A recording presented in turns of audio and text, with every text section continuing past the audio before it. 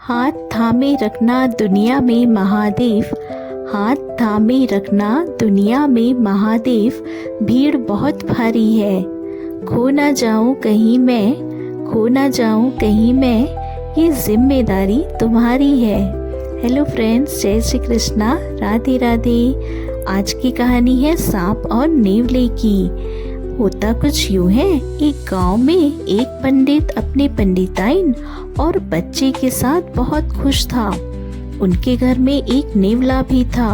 वह नेवला बहुत ही समझदार और वफादार था। पंडित और पंडिताइन उसे अपना फैमिली मेंबर मानते थे। एक दिन पंडित जी को किसी दूसरे गांव जाना था और उसी समय पंडिताइन को भी पानी भरने जाना था, तो उन्होंने बच्चे की जिम्मेदारी उस नेवले को दे दी। पंडित जी ने बहुत अच्छे से समझाया भी कि बच्चे को अकेला मत छोड़ना। तो पंडिताइन ने कहा, ठीक है, मैं थोड़ी देर में पानी भरकर लौट आऊंगी, नेवला तो घर पर ही है, वह बच्चे की रखवाली करेगा।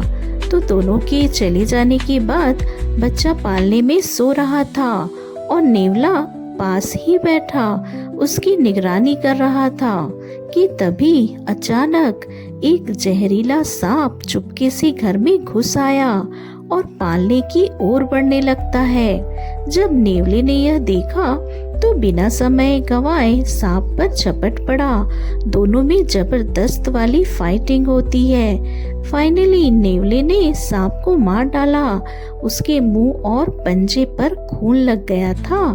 जब थोड़ी देर बाद पंडिताइन वापस आती है तो मेन डोर पर नेवले को उसने देखा, खून से सना नेवला।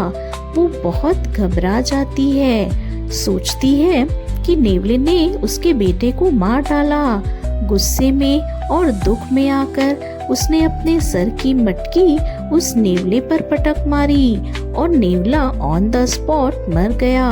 जब दौड़ती हुई वह अंदर गई तो देखती है कि बच्चा सही सलामत सो रहा था और पास में मरा हुआ सांप पड़ा था।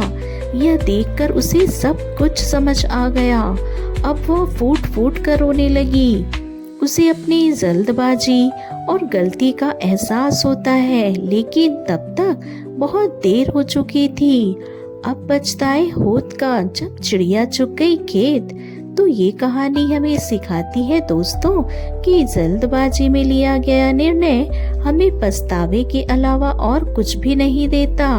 हर कदम हमें सोच समझकर उठाना चाहिए।